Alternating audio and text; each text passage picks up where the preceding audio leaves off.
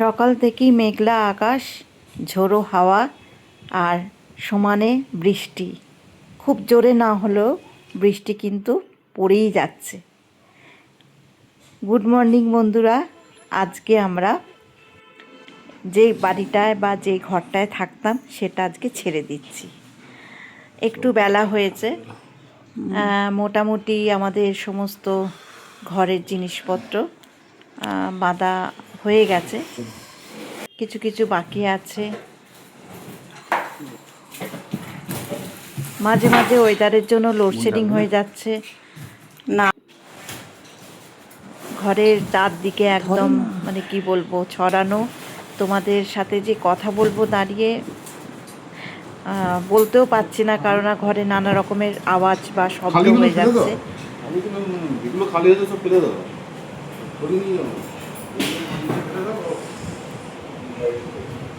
বড় বড়গুলো প্যাকিং হয়ে গেছে, এবার ঘরের যত জিনিস আছে সেগুলো প্যাকিং হচ্ছে। 2 বোতল গঙ্গার জল আমার যে হেল্পিং হ্যান্ড সে নিয়ে নেবে।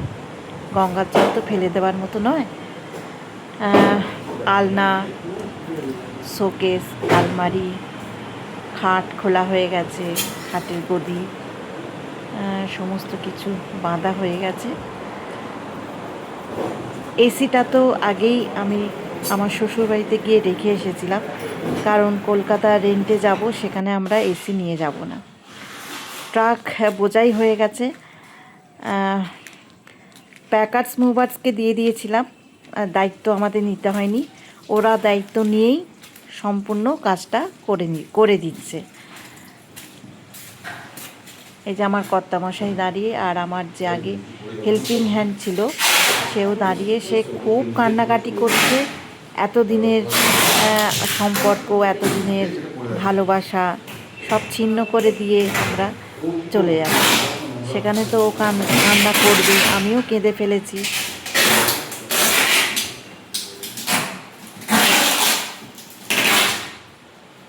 বাংলা ক্যালেন্ডারটা নিয়ে যেও। ফ্যানও খোলা হয়ে গেছে, ফ্যান ট্যানগুলো খোলা হয়ে গেছে। এখন পেডিস্টালটা বাঁধবে, যেহেতু প্রচণ্ড গরম দিয়ে দিয়েছি, ওই জন্য পেডিস্টালটা এখনো বাঁধেনি। যারা কাজ করছে তারা বলে থাক, পেডিস্টালটা আমরা পরে লাস্টে বাঁধবো।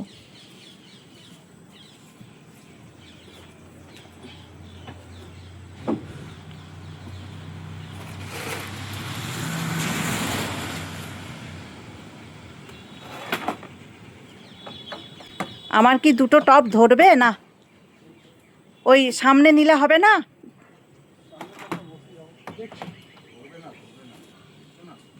আচ্ছা, ওদের চিন্তা করতে দাও, নালে পরে এসে নিয়ে যাবো। যাও, পরে আর কি করে নেবো গো, টব আবার নিয়ে যাওয়া যায়?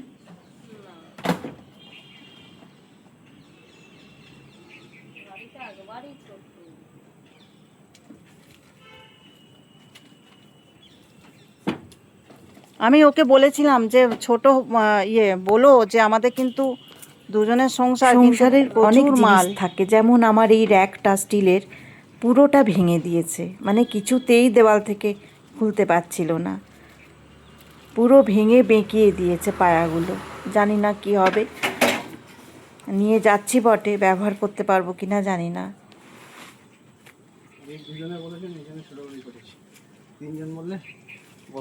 বড় হতো না, আমি বলেছিলাম আমার কর্তাকে। হ্যাঁ, কলকাতা থেকে যখন এলো তখন আমরা তখনও ছোটই ছিল, কলকাতা থেকে যে কি করে এলো। দুজনের সংসার, এত জিনিস যে গাড়িতে ধরছে না। দেখো বন্ধুরা, লাগাতেও পারছে না। ঘরের বউদের কিছু কিছু কথা ছেলেদের শুনতে হয়। দেখো, লাগাতেও পারছে না। আমার হেল্পিং হ্যান্ড দাঁড়িয়ে রয়েছে। একটু হাসো, একটু হাসো, যাওয়ার সময় একটু হাসি মুখটা দেখে যাই। ওইদিকে আমার কর্তামশাই দাঁড়িয়ে রয়েছে।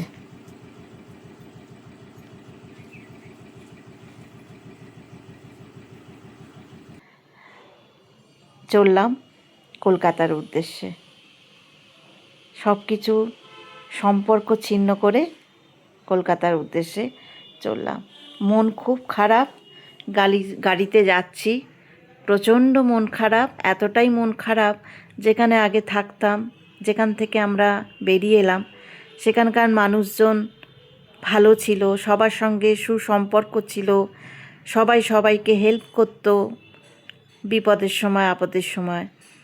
হ্যাঁ, আমিও হেল্প পেয়েছি। অনেক মানে এত নিকট হয়ে গেছিলাম বাড়িওয়ালার সাথে, বা আমাদের সম্পর্কটা এত নিকট হয়ে গেছিল যে সমস্ত সম্পর্ক চুকিয়ে দিয়ে চলে যাচ্ছি। তোমাদের বলতে পারছি না যে এটা ভাষা দিয়ে বলা যায় না, বুঝতে তো? মানে কিছু পেতে গেলে কিছু তো ছাড়তেই হয়। আমাদেরও সেই অবস্থা। নতুন ঠিকানার উদ্দেশ্যে যাচ্ছি। ওয়েদার প্রচণ্ড খারাপ, কখনো বৃষ্টি থেমে রোদ বেরোয়নি, কিন্তু আকাশটা একটু পরিষ্কার পরিষ্কার মনে হচ্ছে। সকাল থেকেই বৃষ্টি দিয়েই শুরু করেছি দিনটা, ভালো লাগছে না মনটা। চুপ করে বসে আছি আমি, একদমই ভালো লাগছে না।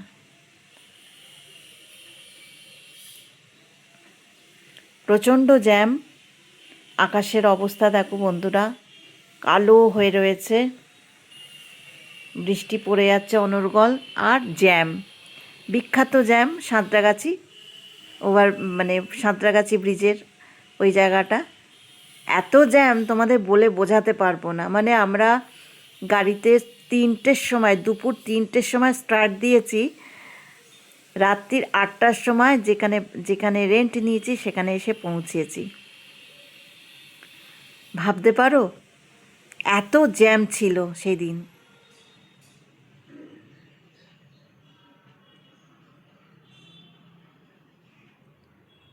বৃষ্টি পড়েই যাচ্ছে, বৃষ্টি থামার শেষ নেই।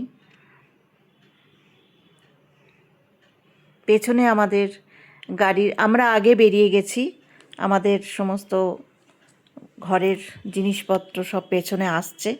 তারা কতক্ষণে পৌঁছবে আমি জানি না, আমরা আগে পৌঁছাবো। আমরা বেরিয়ে পড়েছি অনেক আগেই। দ্বিতীয় হুগলি সেতু দেখা গেছে, এবার দ্বিতীয় হুগলি সেতু পার হচ্ছি।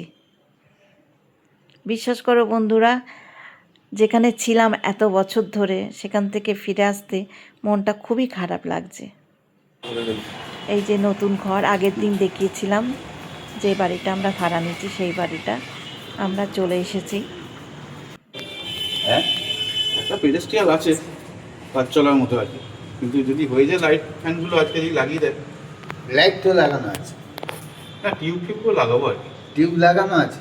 লাগানো আছে সব জায়গাতেই। হ্যাঁ, তাহলে আমি বলি কি, হ্যাঁ ও গাড়িটা আসুক, লাইটটা জ্বালাও।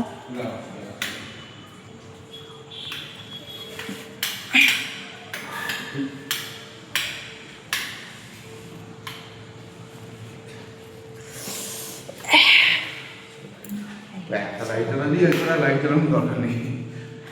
এই হচ্ছে আমাদের ঘর।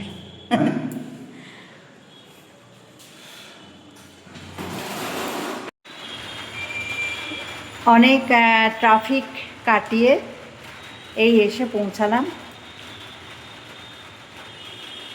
মোটামুটি বাড়িটা ভালোই, আর এখনও তো কোনো কিছু মাল ঢোকেনি, আসবে। গাড়ি এসে গেছে, গাড়ির মাল এখনও বাইরে, বৃষ্টি পড়ছে ওই জন্য ওয়েট করছে।